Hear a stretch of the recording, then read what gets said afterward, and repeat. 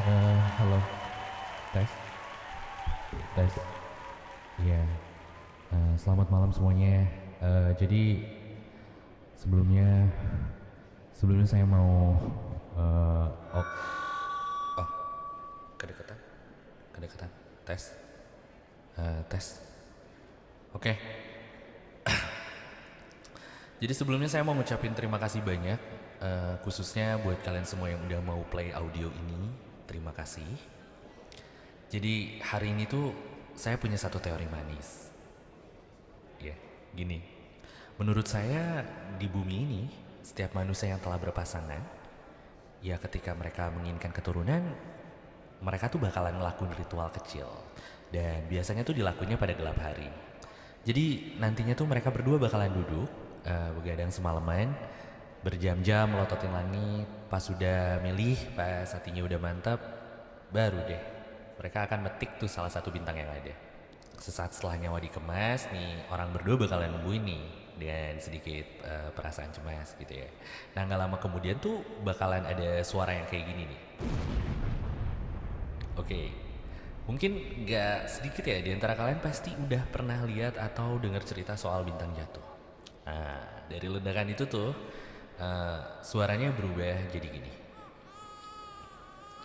Itu suasana mendadak berubah jadi haru. Terus kedua orang tadi tuh meluk-melukin sang buah pilu nih.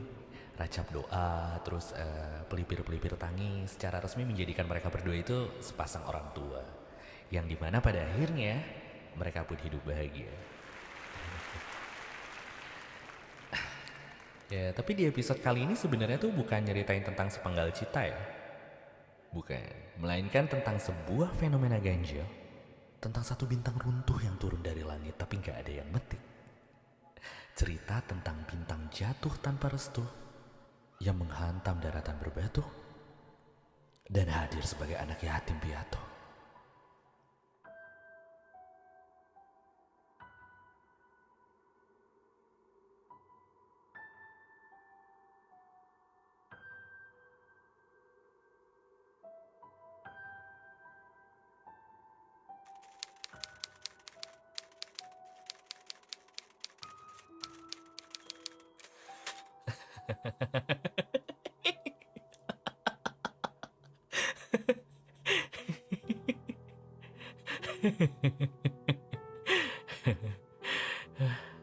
Tak kusangka, pada kesempatan kali ini aku akan berperan sebagai antagonis.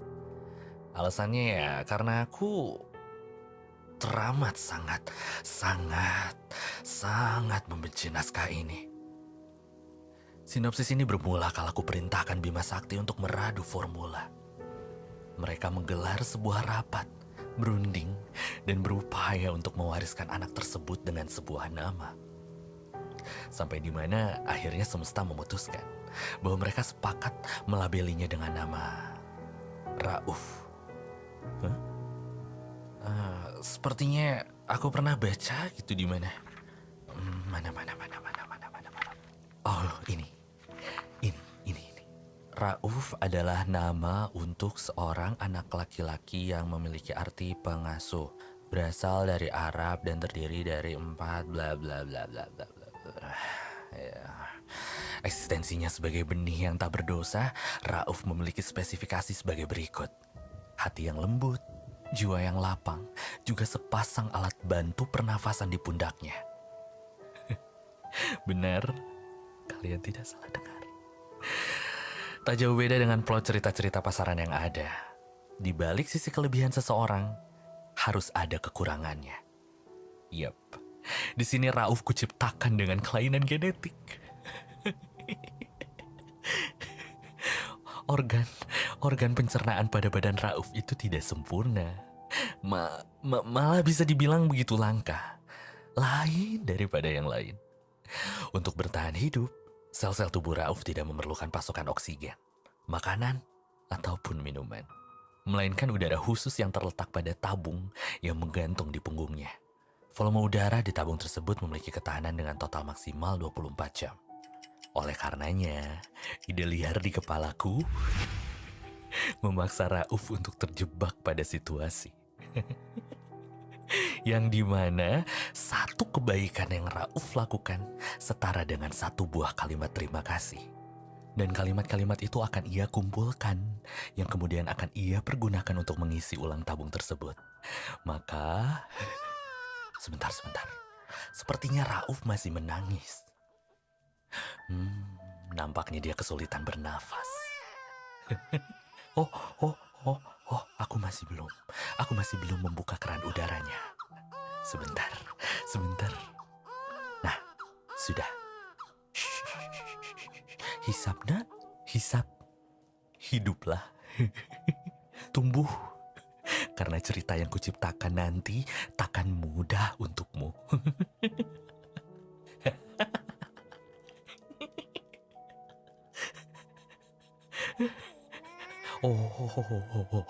Ini yang luar biasa. Beberapa hirupan udara pertamanya terlihat begitu abrakadabra. Rauf tidak terikat dengan algoritma mamalia manapun. Pertumbuhannya begitu lekas. Dan memang betul, tak butuh waktu lama baginya untuk menggerakkan seluruh nalar, sendi, juga sistem saraf dalam tubuhnya. Namun sepertinya aku tidak ingin melihatmu terlalu lama. Dan percaya atau tidak, udara di tabungmu tak sepenuhnya bersahabat. Kau tahu? Sesaat setelah kau membuka mata, umurmu akan berubah menjadi 1. Lalu esoknya bertambah 1. Lalu lusa. Intinya, kuciptakan engkau tua lebih cepat dari biasanya. Sekarang, pergilah ke sana. Tengok. Dunia sudah menjadi apa setelah Adam meninggalkannya. Rauf berjalan menyusuri desa, kampung-kampung beragama, lalu hinggap di belantara kota. Ia melihat bahwa masih ada beberapa orang bodoh yang berlalu lenggang di jalanan. Dan sebagiannya lagi bersembunyi, mengendap seperti jamur-jamur kotor. Tak memiliki pekerjaan, menipisnya belanjaan, satu sama lainnya bermusuhan, tak boleh bersentuhan, dan beberapa di antaranya tak sanggup bertahan. Pandemik melucuti otoritas seluruh umat. Dampaknya, kini manusia tinggal bersekat-sekat. Meski nyatanya dikendalikan hakikat, namun Rauf tak kehilangan bakat. Di tengah derasnya hujan, ia melihat ada seekor anak kucing yang tersangkut di gorong-gorong. Rauf menjeburkan diri ke dalam got, merangkul makhluk tersebut dan membebaskannya. Badannya dipenuhi lumpur. Dengan segala aneka macam bau yang tercampur, ia merayap di tengah kerumunan. Rauf menebar teror, bertingkah gila, mengklaim bahwa dirinya mengidap penyakit yang serius. Seketika orang-orang berlarian ketakutan, pulang menuju rumahnya masing-masing. Kini, sudah tidak ada lagi ambulan yang terjebak di kemacetan. Lalu ada Rauf yang dengan sukarela membantu para supplier muda mengangkat beberapa bahan pokok di gerai-gerai minimarket. Ada Rauf yang menggendong para lansia renta yang tersesat. Ada Rauf yang mendonorkan darahnya.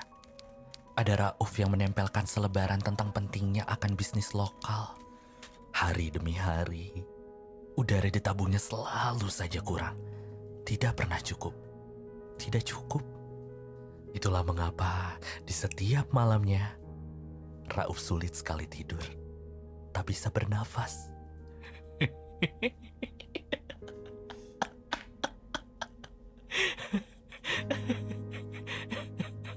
Rauf, kau bodoh. Mereka semua orang-orang yang kamu bantu, mereka semua mengenakan masker di wajahnya. Kau tidak lihat? Mereka antipati akan dialog-dialog kecil. Jadi, bagaimana mereka bisa berterima kasih padamu? Goblok. Anjing. Apa kau pernah hitung sudah berapa umurmu sekarang? Hah? 80, Rauf. 80. Kau sudah 80 hari di sini. Tak ada satupun orang yang peduli padamu.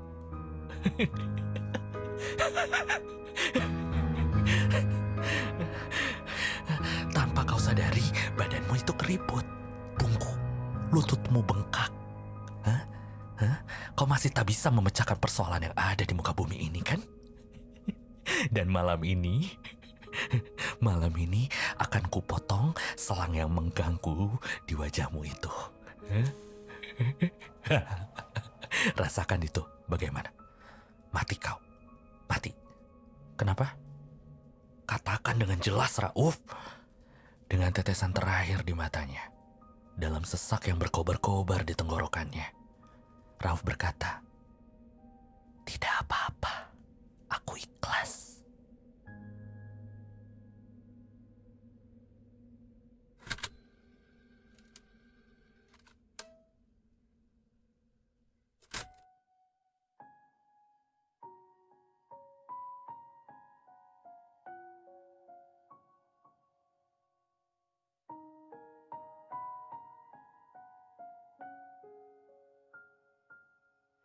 Cek, ini pesan suara saya buat beberapa hari sebelum Lebaran. Untuk yang belum tahu, jadi tepat pada tanggal 5 Mei kemarin, di bulan Ramadan, pada pukul 1:18 waktu Indonesia bagian Barat, kakek aku yang bernama Abdul Rauf Kambe meninggal, wafat setelah kurang lebih 1 tahun berjuang melawan penyakit gitu. Kakek aku tuh punya asam lambung sama infeksi di tenggorokannya, jadi kakek tuh kayak apa ya, kayak kesulitan nafas gitu. Makanya harus sesekali harus dipakein oksigen. Tempat dimana saya nulis cerita ini itu di belakang, tepat banget di sampingnya itu tempat dimana kakek terbaring gitu. Dan kenapa kakek diceritakan begitu sulit bernafas, karena ya momen yang paling membekas ketika aku kenal sama dia itu ya karena dia kesulitan nafas itu. Kalau kalian denger ini gitu ya, ini bel yang dipakai sama kakek tiap malam kalau misalnya manggil orang rumah karena dia nggak bisa teriak gitu. Kenapa aku bisa bilang berat dan hidup aku sedikit berantakan beberapa hari kemarin? Maksudnya pikiran aku kacau karena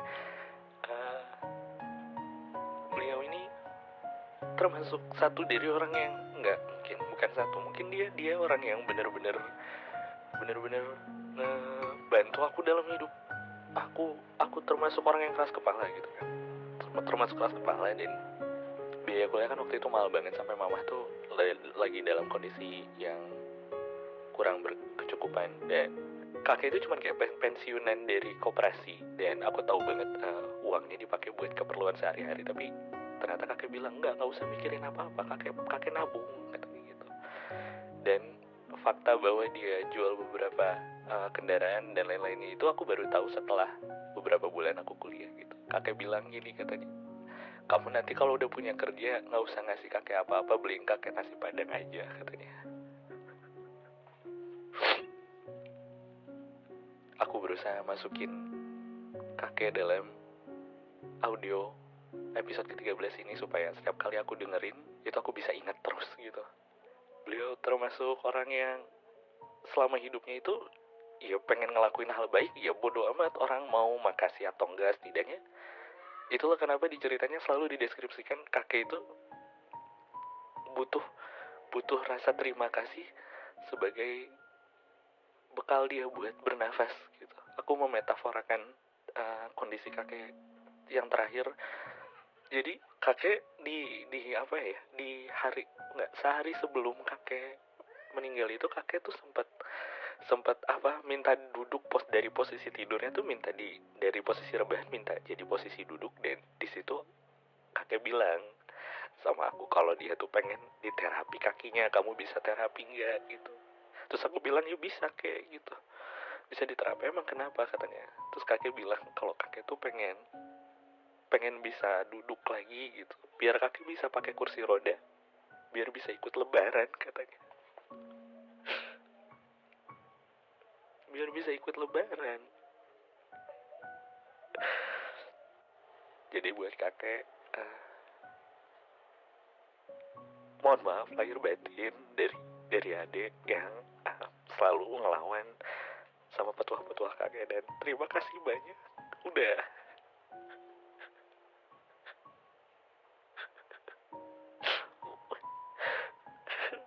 maksudnya terima kasih banyak udah bisa bawa aku, maksudnya udah terima kasih banyak udah ngasih satu kesempatan bahwa aku sekarang bisa punya semuanya ini, udah bisa ada di titik dimana aku bisa ngerekam audio ini, itu semua berkat kakek. Aku cuman bilang itu aja, dan semoga audio ini menjadi semangat kakek yang terakhir untuk ngajarin sama banyak manusia di luar sana yang lagi dengerin suara aku, yang lagi dengerin ceritanya kakek nih, untuk lebih bersyukur karena selagi masih mereka ada tuh, tolong dijaga baik-baik. Dan ya maaf, cuman bisa segitu kayak.